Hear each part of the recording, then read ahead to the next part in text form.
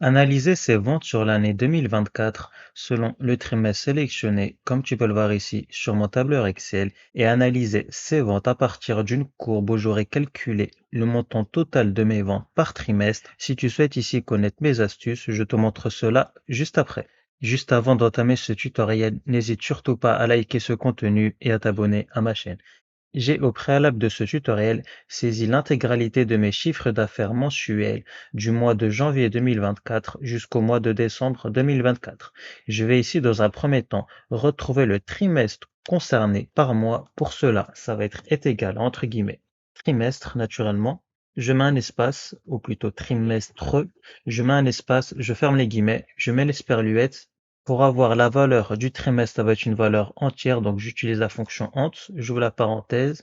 Et pour avoir le trimestre 1 qui fera naturellement référence au mois de janvier 2024, et comme je souhaite cliquer et glisser du haut vers le bas, je vais imbriquer ma fonction ent à ma fonction line, j'ouvre la parenthèse. Et pour avoir la valeur du trimestre 1 dans un premier temps, je vais ici utiliser la cellule B3, je ferme la parenthèse, que je vais diviser par le nombre de mois qu'il y a sur un trimestre, qui est de 3. Je ferme la parenthèse pour refermer ma fonction ent et je valide. Puis, je clique et glisse. Et j'aurai donc bien l'intitulé du trimestre en fonction du mois. Sur cette cellule, je vais ici retrouver le chiffre d'affaires par trimestre. Pour cela, je vais ici utiliser la fonction somme.si. La plage, ça va être ici dans un premier temps la plage des trimestres, point virgule. Le critère, ça va être ici le trimestre 1, point virgule. La somme des plages, ça va être ici la plage des chiffres d'affaires mensuels. Je ferme la parenthèse. Juste avant de valider, je fige ma plage F4, fonction plus F4, ainsi que ma somme des plages F4, fonction plus F4. Je valide et je clique et glisse. Par ailleurs, si tu souhaites t'exercer sur ce tutoriel, écris-moi en commentaire trimestre et je t'enverrai par mail ce tableur Excel pré-rempli. Et j'ai également réalisé un fichier Excel 100% automatisé qui te permettra de gérer tes stocks au quotidien. Si tu souhaites le télécharger, tu n'auras plus qu'à cliquer sur le lien en description.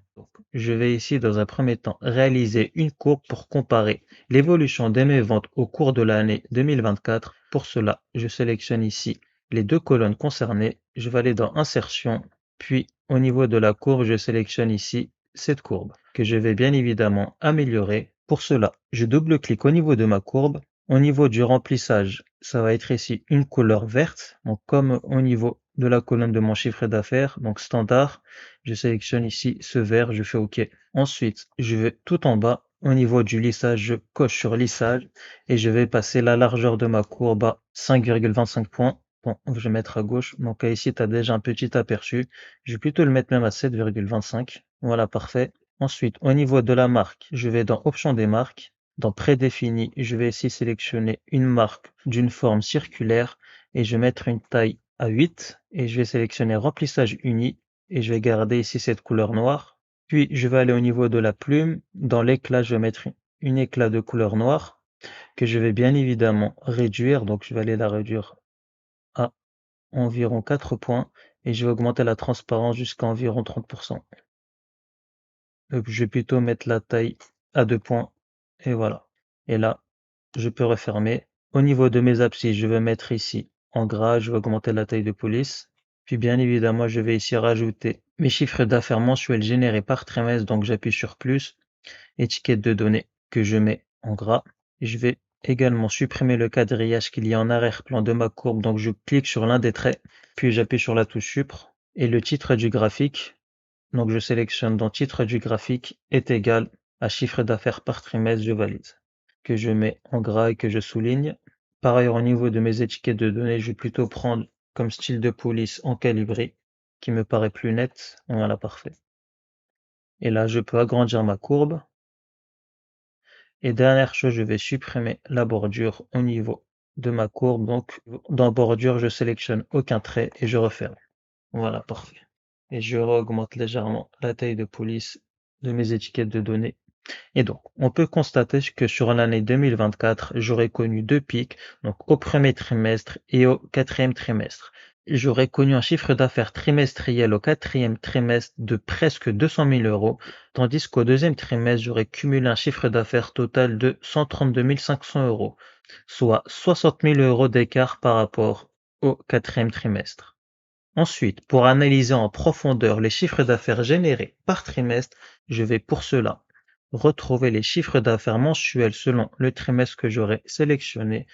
Je vais donc ici intituler mes trimestres sur mon tableau. Je sélectionne donc les 3 premières lignes de mon tableau faisant référence au premier trimestre. Clic droit, définir un nom que je vais nommer ici trimestre 1. Par ailleurs, pour la définition de plusieurs cellules, il n'est pas possible de mettre un espace, donc tirer underscore, et je mets trimestre 1 et je fais OK. Et je fais pareil pour les deuxième, troisième et quatrième trimestres. Pour aller au plus vite, je vais aller ici en haut à gauche au niveau de l'appellation de la cellule et là je mets trimestre 2, après avoir bien sélectionné les bonnes cellules, bien évidemment. Trimestre 2, je fais entrer. Pareil pour le troisième trimestre. Attention à bien veiller à sélectionner toutes les bonnes cellules. Trimestre 3. Et pareil pour le quatrième trimestre. Trimestre-4. Et je fais entrer. Et je vais donc ici effectuer une liste d'orientés de choix. Donc données, puis outils de données, validation des données et autoriser liste. Et donc, à travers l'appellation des cellules que j'ai nommées selon leur trimestre, je vais ici sur ce tableau récupérer les données selon le trimestre que je vais sélectionner sur cette cellule. Donc je vais réutiliser le même intitulé que j'ai utilisé pour l'appellation de mes trimestres, donc trimestre 1, point virgule, tout cela jusqu'au trimestre 4. Et là je fais OK. Et je vais pour le moment ici sélectionner le premier trimestre. Je vais ici dans un premier temps retrouver le chiffre d'affaires trimestriel du premier trimestre. Pour cela, je vais utiliser la fonction somme, j'ouvre la parenthèse, que je vais imbriquer à la fonction indirecte pour récupérer les données du premier trimestre. Et je sélectionne ici donc l'appellation trimestre 1 qui va me permettre de récupérer les données via la fonction indirecte. Et là, je ferme la parenthèse pour refermer la fonction indirecte et je referme la parenthèse pour refermer ma fonction somme et je valide. Et j'aurai donc cumulé 75 500 euros sur le premier trimestre qu'on peut également ici retrouver au niveau de ma courbe. Et je vais ici sur ce tableau récupérer les chiffres d'affaires mensuels selon le trimestre sélectionné. Je vais ici pour cela retrouver le mois et le trimestre et je vais pour cela récupérer le mois et le chiffre d'affaires mensuel. Je n'aurai pour cela qu'uniquement besoin des 2 premières colonnes. Je vais donc utiliser la fonction choisir colonne que je vais imbriquer à ma fonction indirecte pour récupérer les données. Donc ça va être ici le trimestre 1, je ferme la parenthèse, point virgule, et j'aurai donc besoin de ma première et de ma deuxième colonne. Donc 1, point virgule, 2, je ferme la parenthèse, je valide. Et j'aurai donc les chiffres d'affaires mensuels des mois de janvier, février et mars.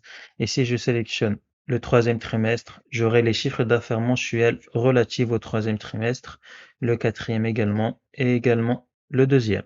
Et pour analyser de manière plus visuelle les chiffres d'affaires mensuels par trimestre, je sélectionne ces 2 tableaux, puis je vais dans Insertion, puis dans Insérer un histogramme ou un graphique à barre, je sélectionne l'histogramme 2D que je vais également améliorer. Donc je vais supprimer le quadrillage, supr. Je double-clique sur l'une des 3 barres rapidement. Puis au niveau de la couleur, je vais ici sélectionner la même couleur que j'ai appliquée pour ma courbe. Puis je vais au niveau des effets, donc au niveau de la plume. Et je vais prendre un éclat de couleur vert foncé. Et je vais augmenter sa transparence jusqu'à environ une trentaine de %.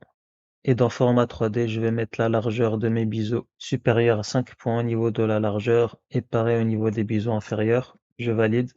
Puis au niveau des barres dans Options des séries, je vais ici diminuer la largeur des intervalles que je vais plutôt mettre à 115%. Je fais entrer et là je peux refermer. Je vais augmenter la taille de mes abscisses gras en taille 12 et je vais mettre des étiquettes de données pour avoir les montants de mes chiffres d'affaires mensuels que je mets en gras et que j'augmente. Ensuite, le titre de mon graphique sera variable selon le trimestre sélectionné.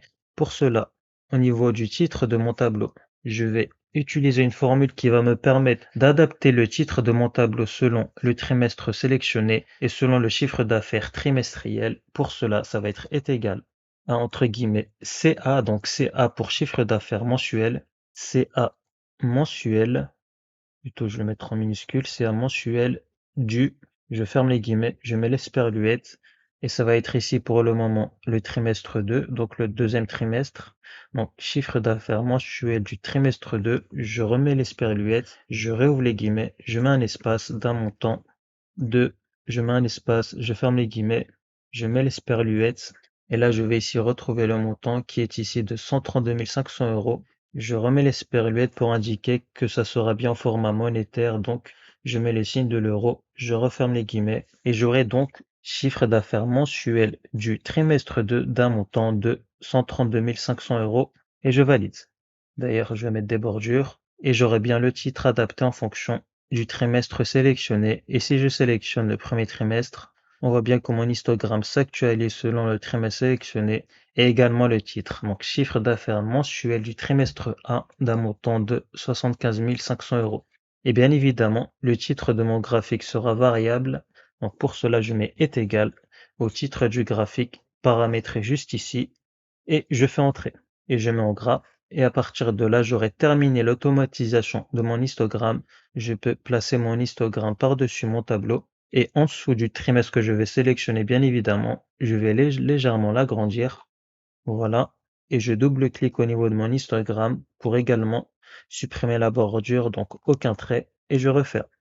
Je peux d'ores et déjà faire un suivi minutieux de mes chiffres d'affaires trimestriels de l'année 2024 et constater les mois et les trimestres sur lesquels j'aurais généré beaucoup de ventes et à l'inverse les mois sur lesquels j'aurais généré le moins de ventes. Concernant le premier trimestre, on peut constater que mon chiffre d'affaires au niveau du mois de janvier est bien supérieur qu'au niveau du mois de février et du mois de mars. Et si je sélectionne mon quatrième trimestre, on peut constater que le mois de décembre aura été le meilleur mois en termes de vente.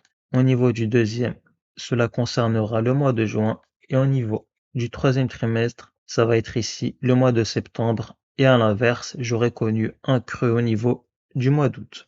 Et tu peux constater bien évidemment que le titre s'actualise selon le trimestre sélectionné. Et donc on a la fin de ce tutoriel, j'espère qu'il t'aura plu. Si tu souhaites t'exercer, n'hésite pas à écrire trimestre en commentaire. Et si tu souhaites un fichier Excel 100% automatisé pour gérer tes stocks au quotidien, le lien est en description. Et si ce tutoriel t'a plu, like ce contenu et abonne-toi.